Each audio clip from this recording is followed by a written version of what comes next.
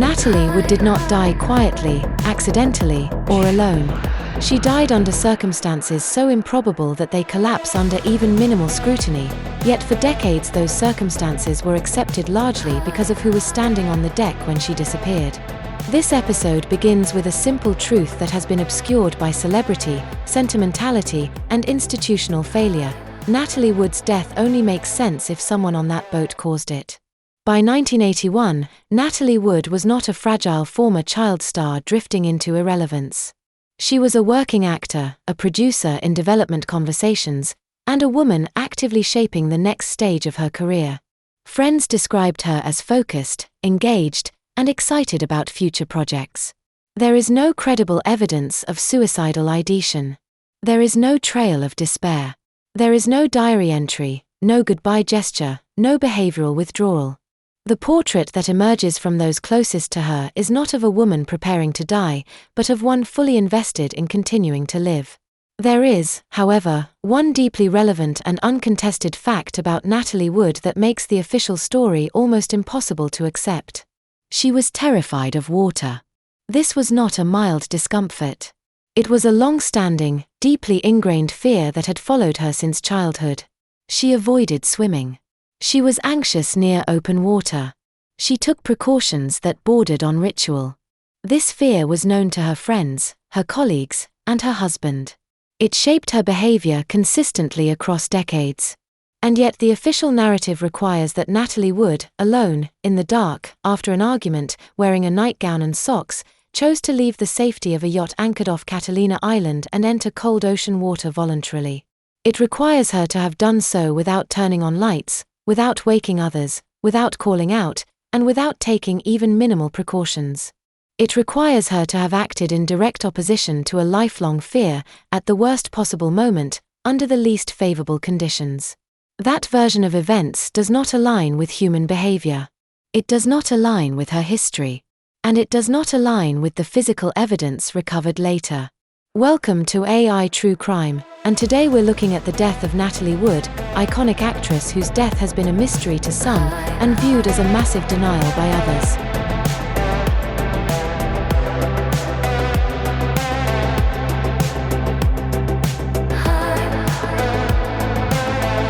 Natalie Wood was on the yacht Splendour with her husband Robert Wagner and actor Christopher Walken. They had been drinking heavily. There was tension. There was conflict. This is not speculation. It is acknowledged by all parties. Accounts diverge sharply only when the story reaches the point where responsibility becomes unavoidable. What is often left unsaid is that every explanation that removes intent from Natalie Wood's death relies on improbability layered on top of improbability.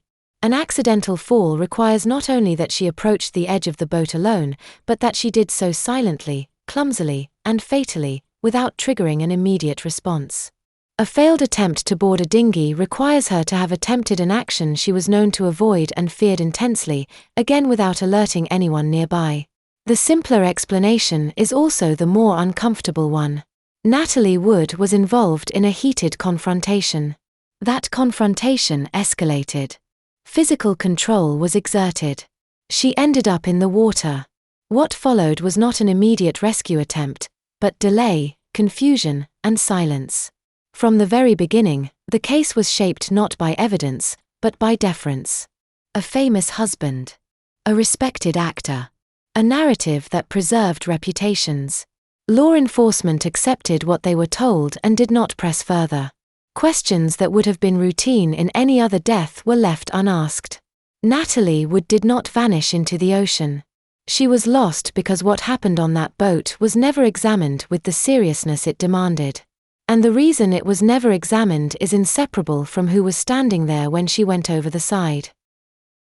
Control, jealousy, and the man who could not lose. Robert Wagner's relationship with Natalie Wood was not a simple Hollywood romance. It was a cycle of intensity, rupture, reconciliation, and control that played out over decades. They married young, divorced amid bitterness, and remarried years later with the public assurance that the past had been resolved. Privately, it had not. The second marriage carried forward the same tensions, sharpened by age, insecurity, and the shifting balance of power between them. Wagner was known among friends and associates as possessive. This was not subtle behavior.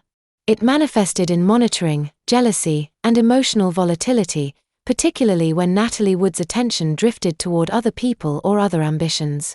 Accounts from those close to the couple describe arguments that escalated quickly and did not end cleanly. Wagner's need to maintain dominance in the relationship was not hidden. It was part of the dynamic. By the early 1980s, that dynamic had become more fraught. Natalie Wood's career was again in motion, while Wagner's had settled into a steadier but less prominent phase. This imbalance mattered. Hollywood marriages are often strained by shifting status, and this one was no exception. Natalie Wood was not retreating into domestic invisibility. She was asserting independence, professionally and personally, and Wagner struggled with that reality. The presence of Christopher Walken on the yacht that weekend is often treated as incidental. It should not be. Walken was a rising star, younger, intense, and working closely with Natalie Wood at the time. Whether or not there was a romantic element is ultimately beside the point. What matters is perception. Wagner perceived Walken as a rival for attention, respect, and emotional space. That perception fueled resentment. Multiple witnesses later described Wagner as angry that weekend. Drinking intensified that anger. Alcohol did not create the conflict, but it removed restraints. The argument on the boat was not an isolated flare-up. It was the culmination of long-standing tensions, triggered by proximity, insecurity, and a sense of loss of control. On a yacht, there is nowhere to walk away to. There is no neutral space. Conflict has no outlet except escalation or submission. Natalie Wood was not a woman known for submission. She pushed back. She argued. She challenged. Those who knew her described her as strong-willed and unwilling to be managed. That trait had always been part of what drew Wagner to her, and part of what enraged him. This context is critical because it reframes the events of that night.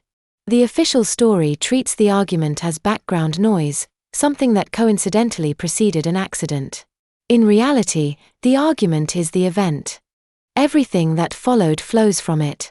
When people say that Natalie Wood and Robert Wagner were fighting, they often say it casually, as if that is merely color. It is not. It is motive. Control is not always premeditated violence. Often it is impulsive, situational, and born of panic. A man who feels his authority slipping may act to reassert it without calculating the consequences. On a boat, at night, with alcohol involved, the margin for error is lethal.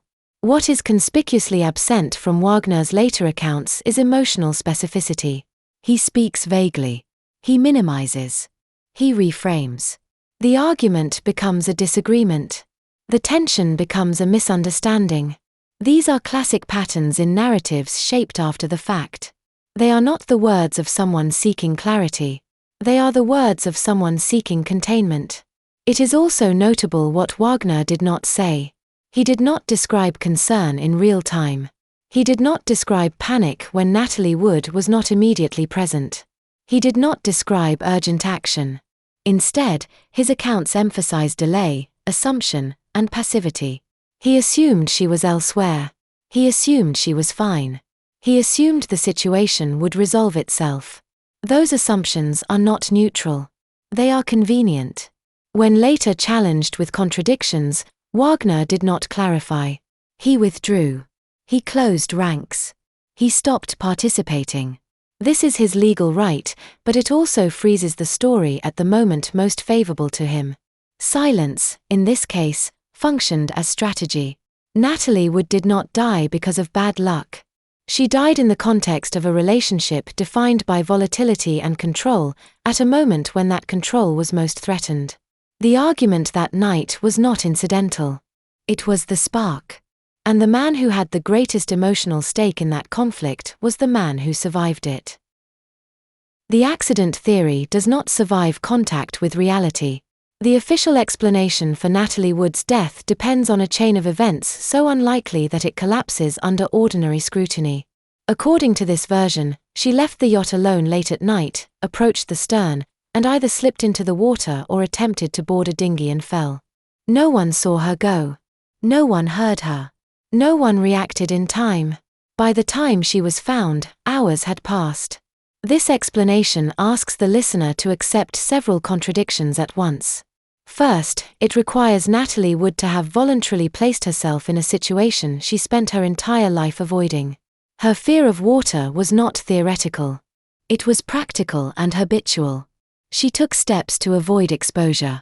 She did not swim casually. She did not linger near open water at night. For the accident theory to work, she must have acted in a way that directly contradicted decades of established behavior, without any clear motivation. Second, it requires her to have done so silently. Boats are not quiet places.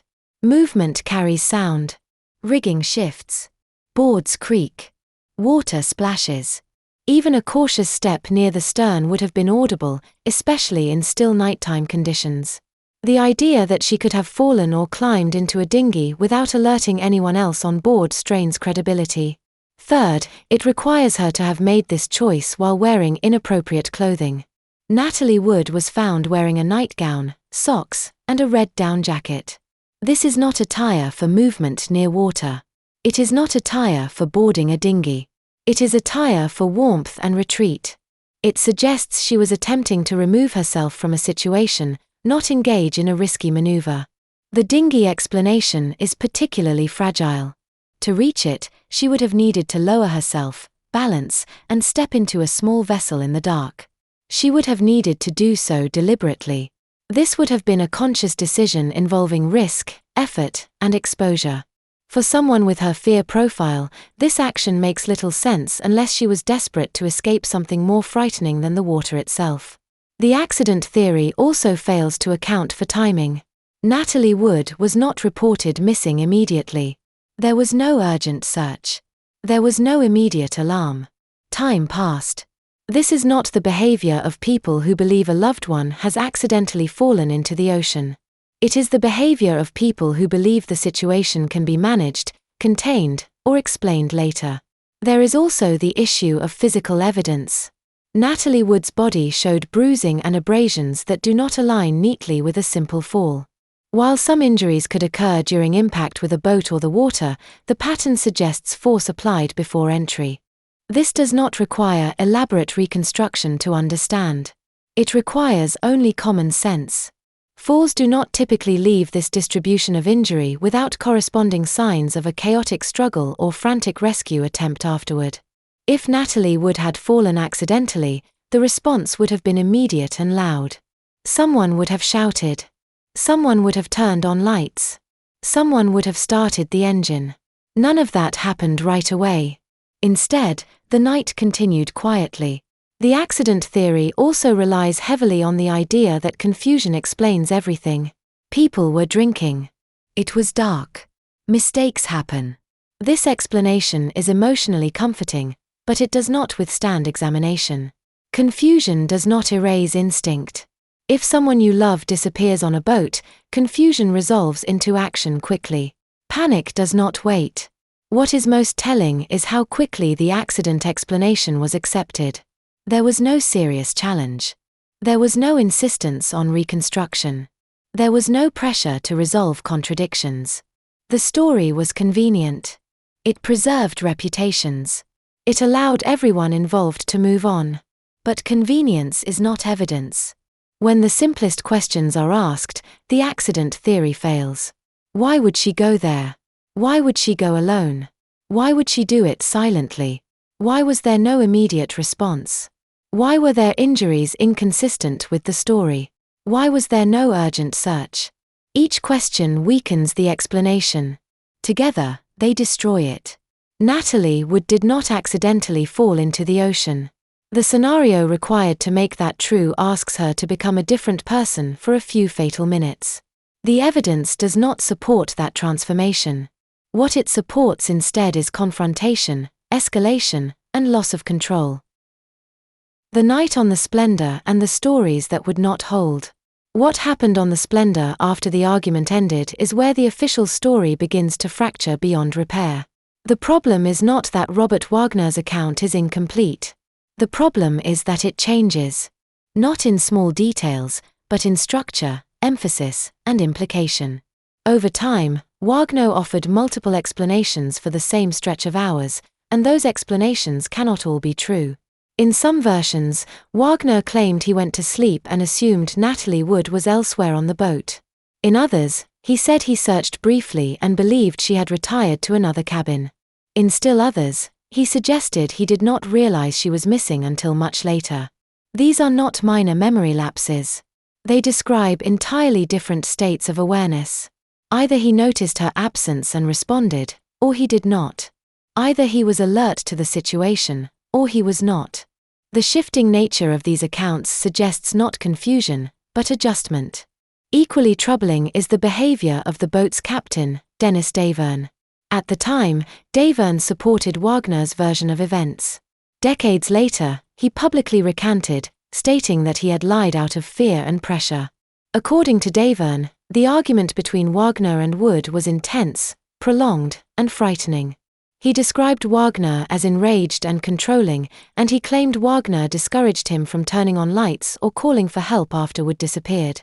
Davern's later statements place Wagner not as a passive bystander, but as an active participant in managing the aftermath. He described a deliberate delay. He described hesitation that bordered on obstruction. He described a night shaped by decisions, not accidents. Critics often dismiss Davern's recantation as opportunistic or unreliable. That dismissal avoids the central issue. Even without Davern's later statements, Wagner's own accounts are inconsistent. The recantation does not create doubt. It amplifies doubt that already existed. There is also the matter of timing. Natalie Wood was last seen alive during the argument. She was found hours later. In between, there is a void filled only by Wagner's explanations. No independent timeline exists. No neutral witness observed the critical moment. The entire case hinges on the credibility of the man with the greatest incentive to shape the narrative. And his actions that night were not those of a man frantic to find his wife. There was no immediate mayday call. There was no urgent activation of the boat systems. There was no coordinated search of the surrounding water. Instead, the night passed. The boat remained quiet. The situation was allowed to drift, literally and figuratively. When Natalie Wood's body was discovered, the story hardened quickly. An accident was assumed. The earlier argument was downplayed. The inconsistencies were smoothed over. Wagner's explanations were accepted as sufficient. No adversarial questioning occurred. This is not how deaths are handled when authorities suspect foul play. It is how deaths are handled when the explanation offered by a powerful person is treated as inherently trustworthy. What stands out most is not any single contradiction, but the pattern they form. Wagner's story bends around responsibility. It minimizes urgency. It reframes absence as normal. It treats delay as reasonable. These are not neutral traits. They are the hallmarks of a narrative designed to contain damage. If Natalie Wood had simply fallen, there would have been chaos. There would have been shouting, searching, lights, engines, panic. The absence of those elements is itself evidence. Silence, in this context, is not calm. It is control. The night on the Splendour did not unfold accidentally. It unfolded under the direction of someone who believed the situation could still be managed. Someone who believed that time and silence would protect him.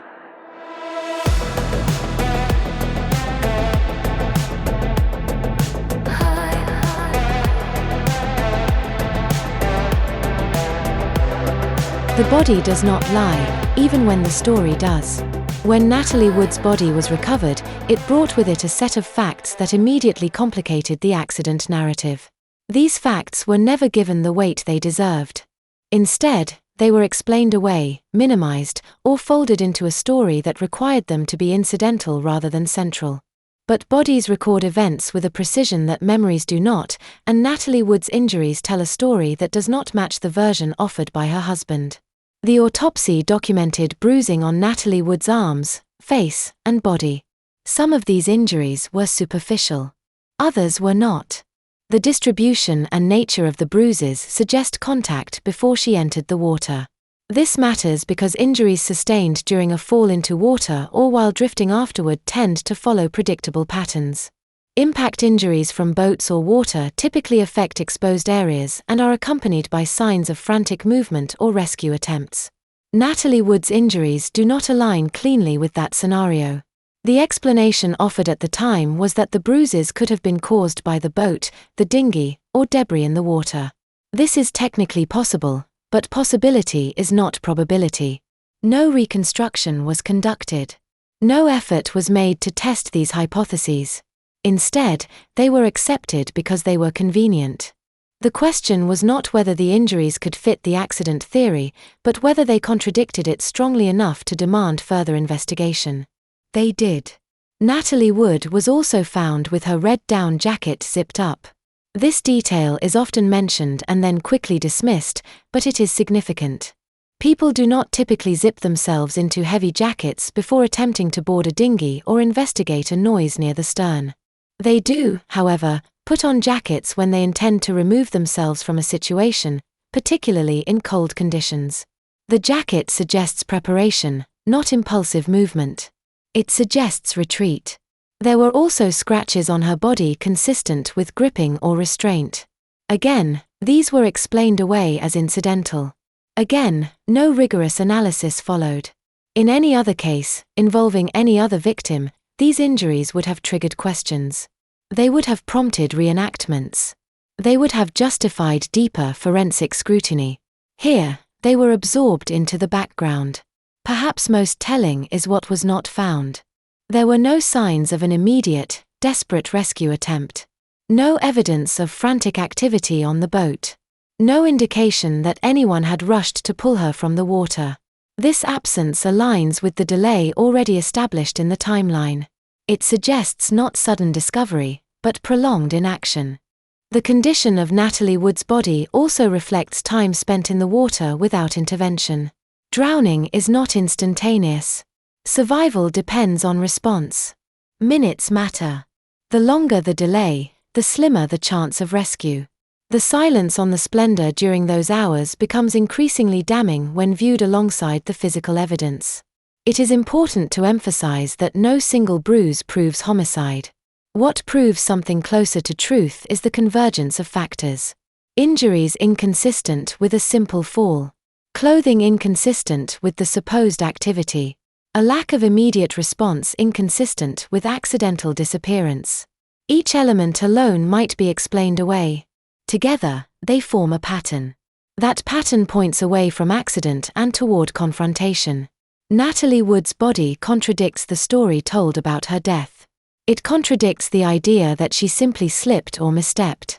It contradicts the notion that this was an unforeseeable tragedy. The injuries she sustained before entering the water indicate that whatever happened to her began on the boat, not in the ocean. Bodies do not care about reputation. They do not adjust their evidence to protect legacies. They record what happened, impartially and permanently. Natalie Wood's body recorded force, delay, and neglect. The failure was not in the evidence. The failure was in the will to follow it. The delay was the point, and delay is a choice. If you strip away celebrity and sentiment, the most damning element of Natalie Wood's death is not a single bruise or a single inconsistent statement. It is the time. It is what did not happen when it should have. On a boat at night, in cold water, minutes are the difference between life and death. In that context, delay is not a neutral detail. Delay is an action. Delay is a decision. And on the Splendour, delay was allowed to stretch into hours. The official narrative asks you to believe that Natalie Wood vanished, and the people closest to her responded with casual assumption. They assumed she went to bed. They assumed she was elsewhere. They assumed she was fine. That is not how human beings behave when something is truly wrong, especially not on a boat where the environment itself is dangerous. If a person disappears on land, you might search rooms, check bathrooms, call friends. On a boat, there is only one terrifying possibility that eclipses all others. The water. A normal response would have been immediate and loud. Lights on. Shouting her name. Checking every cabin. Scanning the deck. Starting the engine. using searchlights, radioing for help, waking nearby vessels, calling the Coast Guard, doing anything, everything, because the ocean is indifferent and fast. That did not happen right away. Instead, the story that emerges is one of containment. A nighttime conflict. A disappearance. A refusal to escalate. A preference for silence. This is the behavior of someone trying to keep a situation from becoming official. It is what people do when they believe the truth will ruin them. Even if you wanted to accept that Wagner did not immediately understand what had happened, the pattern still fails. Confusion does not last long in a confined space. A yacht is not a mansion. A person cannot simply be lost on it for hours without someone making a real effort to find them. The longer the delay, the less plausible the innocent explanation becomes. This is where the relationship dynamic returns with force. Wagner was not a neutral observer. He was a controlling presence in a volatile argument. He had the emotional stake. He had the authority on the boat. He was the one person capable of shaping what others did next. If he projected calm, others would hesitate. If he discouraged action, others would comply. If he framed the situation as manageable, the night would remain quiet. That quiet is not the absence of evidence. It is evidence. There is also a darker possibility that fits the timeline with chilling clarity. Natalie Wood may have entered the water alive, and rescue may have been possible. The failure to respond quickly becomes, in that scenario, not merely negligence but complicity. The ocean did not have to be the killer. The killer could have been the decision to wait. It is difficult to overstate how unnatural this is. People panic when someone they love is missing. They become irrational. They do not sit with uncertainty and assume the best, particularly when the worst is obvious and nearby. A husband does not remain passive in the face of a drowning risk unless passivity serves him. After the fact, delay is one of the easiest elements to reframe. You can call it confusion. You can call it drinking. You can call it darkness. You can call it a misunderstanding. But time is stubborn. It does not change. It just accumulates. And those hours are an accusation. What makes this element so powerful is that it does not rely on anyone's memory of a fight. It does not rely on motive speculation. It relies on basic reality. A woman disappears at sea. The people around her do not respond with urgency. She dies. The end. That sequence is not an accident. It is a failure of instinct so extreme it demands an explanation beyond carelessness. The explanation is not flattering to Wagner. It points toward control, toward strategy, toward a mind calculating what happens if authorities are involved. Natalie Wood did not only drown. She was abandoned to drowning. And on that boat, the person with the power to prevent that outcome was the person who had the greatest reason not to. When the story stops moving, it is because someone froze it. After Natalie Wood's death, the story of what happened aboard the Splendour did not evolve the way unresolved deaths usually do. It did not become clearer with time. It did not sharpen as memories settled. Instead, it ossified.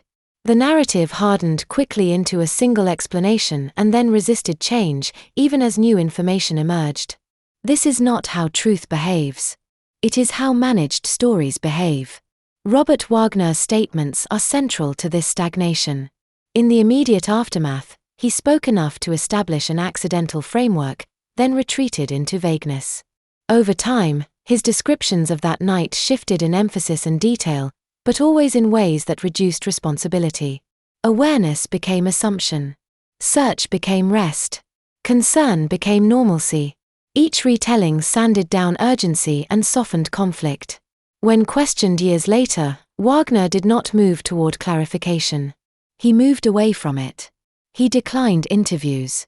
He declined participation in reopened inquiries. He declined to answer questions that any genuinely confused or grieving spouse might welcome as a chance to set the record straight. Silence became his posture. This silence is often defended as dignity or privacy. That defense ignores context. Silence from an innocent person in a reopened death investigation is rare. Silence from a powerful person whose earlier story is under renewed scrutiny is common.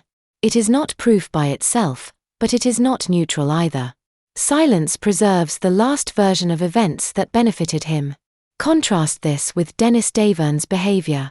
Whatever one thinks of his credibility, his later willingness to speak broke the stillness Wagner depended on. Davern described pressure. He described fear. He described a decision to comply rather than confront a powerful man in the immediate aftermath of a death. These dynamics are not exotic. They are routine in cases involving wealth, fame, and hierarchy. What matters is not whether Davern's later account is perfect. What matters is that it introduced friction into a story that had previously been allowed to slide forward unchallenged. And that friction exposed how fragile the original narrative was. It is also important to look at how authorities responded. The initial investigation was cursory. The accident ruling was accepted quickly. The presence of celebrity altered the tempo. Procedures that would have been standard in any other drowning were bypassed. No adversarial questioning. No reconstruction. No serious effort to reconcile contradictions. The story provided by Wagner was treated as sufficient. Once a case is labeled an accident, institutional inertia takes over. Revisiting it becomes inconvenient. It raises questions about earlier failures. It implicates decisions already made. In this sense, the accident ruling did not simply explain Natalie Wood's death. It protected everyone involved from scrutiny. When the case was reopened decades later, it was already burdened by this inertia. Time had eroded evidence. Witnesses had aged. Memories had softened. But even then, Wagner's refusal to engage stood out. He did not say he wanted answers. He did not say he hoped for clarity. He said nothing. This is the moment where many narratives lose courage. They retreat into ambiguity. They suggest mystery without responsibility. This episode does not do that. A story that stops moving is not unfinished. It has been stopped. Someone benefited from that stillness, and that someone was Robert Wagner. The idea that Natalie Wood's death remains unsolved because it is unknowable is comforting. It allows everyone to avoid judgment. The more difficult truth is that it remains unresolved because resolution would require confronting the person who controlled the narrative from the beginning. Stories do not freeze themselves. People freeze them. Hollywood did not miss the truth. It helped bury it. Natalie Wood's death did not occur in a vacuum. It occurred inside a system that had spent decades perfecting the art of containment. Hollywood has always understood that scandal is not eliminated by truth, but by narrative control, and when that control is exercised early and confidently, it rarely needs to be reinforced. In this case, it worked exactly as designed. Robert Wagner was not just a grieving husband. He was an established figure within the industry, well-connected, well-liked, and professionally insulated. Natalie Wood was beloved, but her death could be shaped into tragedy rather than crime. That distinction mattered. Tragedy preserves reputations. Crime demands accountability. From the outset, the language surrounding her death softened reality. Words like accident, misstep, and unfortunate framed the story before evidence was weighed. Once that framing took hold, everything else became secondary. Questions that should have been pursued were reframed as insensitive. Doubts were treated as tasteless speculation. Silence became a form of respect. Hollywood reinforced this framing through omission. The argument on the boat was mentioned, then minimized. Wagner's temper was acknowledged, then excused. His inconsistencies were glossed over. The focus shifted away from what happened and toward how sad it all was. Mourning replaced inquiry. This pattern is familiar. When powerful men are involved, the industry defaults to preservation. Careers must be protected. Legacies must remain intact. A death can be absorbed. An accusation cannot. Natalie Wood's death was processed as a loss, not a failure of justice. Law enforcement did not operate independently of this atmosphere. Investigators are human. They respond to pressure, to expectation, to tone. When everyone around them treats a case as resolved, they are less likely to challenge it. When the person providing answers is calm, famous, and cooperative enough to establish a narrative, those answers tend to be accepted. This does not require conspiracy. It requires alignment. Studio publicists, journalists, police, and friends all moved in the same direction because that direction was easier. No one had to say protect Wagner. The system did it automatically. Media coverage followed suit. Early reports repeated Wagner's version almost verbatim. Alternative explanations were relegated to the margins. As years passed, the accident narrative became canon. Questioning it came to be seen as revisionist or cruel. The truth was not debated because it was no longer considered available. This is why comparisons matter. If Natalie Wood had drowned under the same circumstances married to a non-famous man, the investigation would have looked very different. If the husband had been unknown, his changing stories would have triggered interrogation, not deference.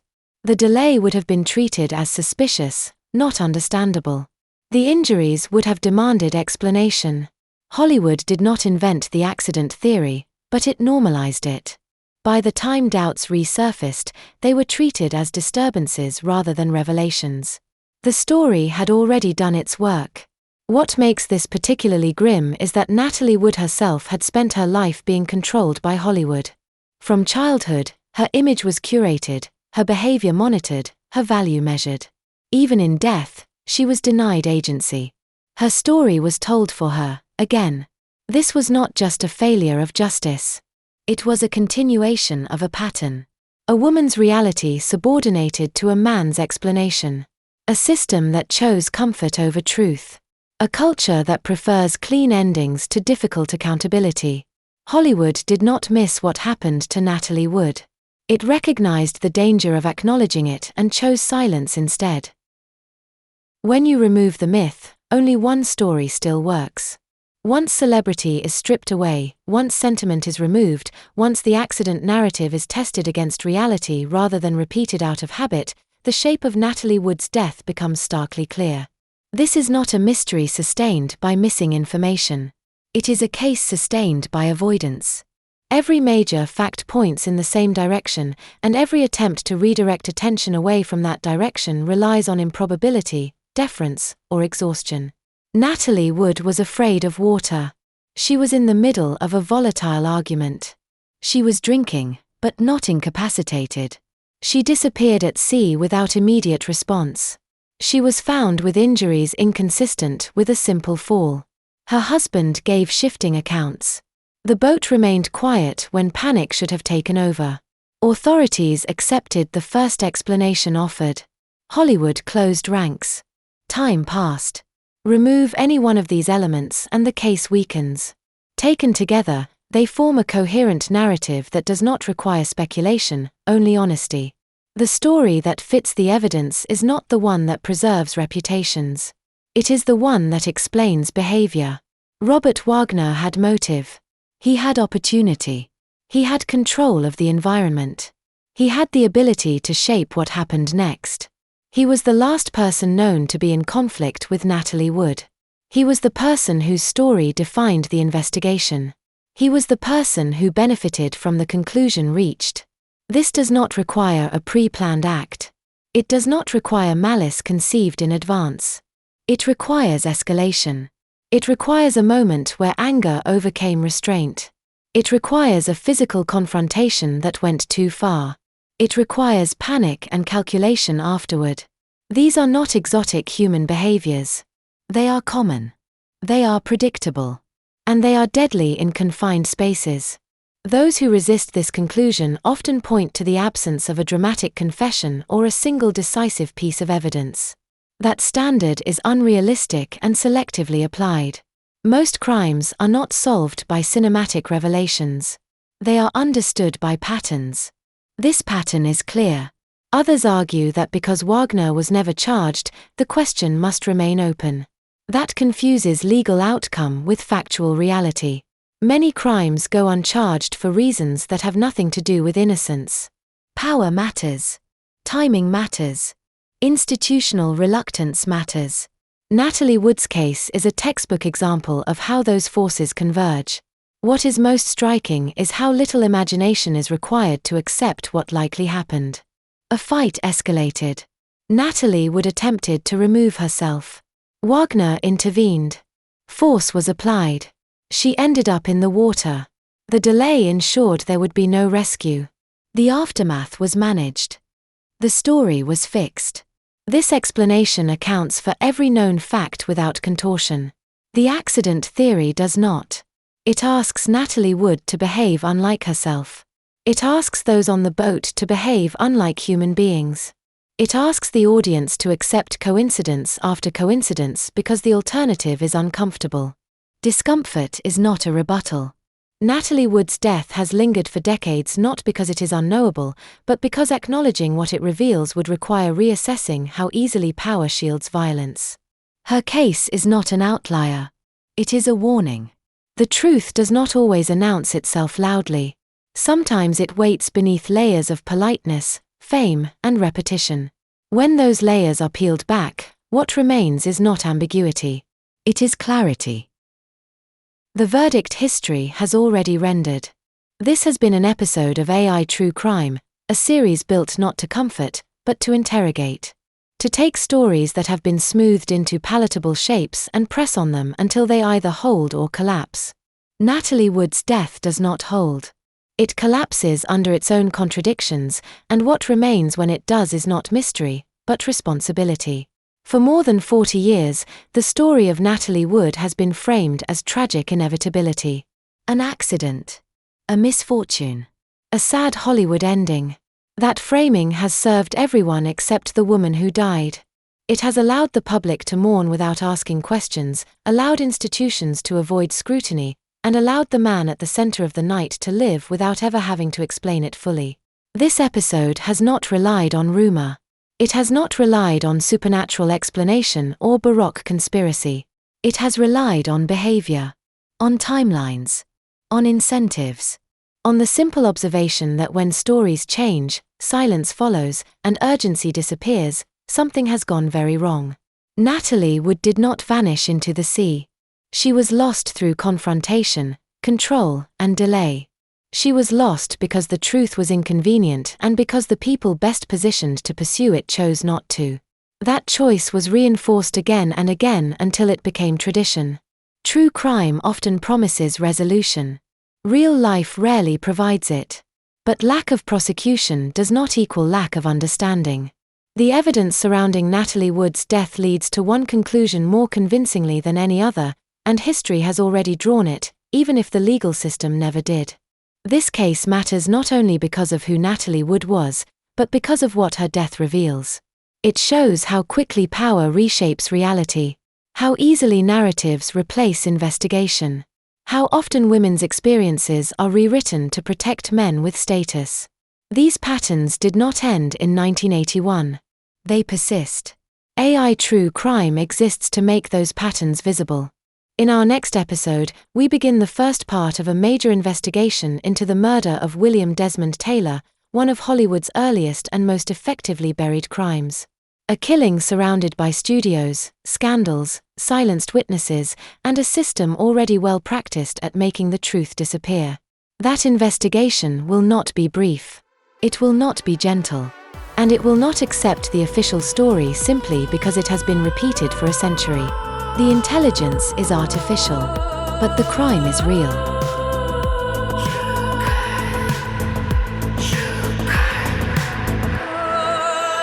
AI True Crime is written by ChatGPT, music is by Murika, the episode art is by Midjourney and the show notes are by ChatGPT. Thank you for listening.